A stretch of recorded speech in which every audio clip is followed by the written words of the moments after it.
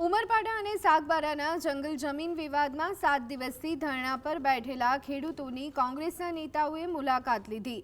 વિરોધ પક્ષના નેતા તુષાર ચૌધરી, વાંસદા ધારાસભ્ય અનંત પટેલ, પૂર્વ ધારાસભ્ય પીડી વસાવા અને સુખરામ રાઠવા સહિતના આગેવાનો ખેડૂતોને મળ્યા હતા।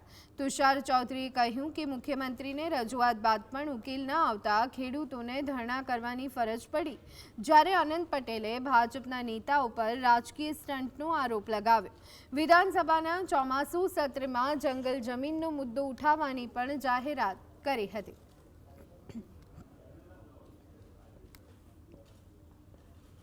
ખેડૂતો વર્ષોથી ઉમરપાડા તાલુકાની જંગલની જમીન ખેડતા હતા। એમની સાથે સાથે ઉમરપાડા તાલુકાના લોકો પણ એ જમીન ખેડતા હતા।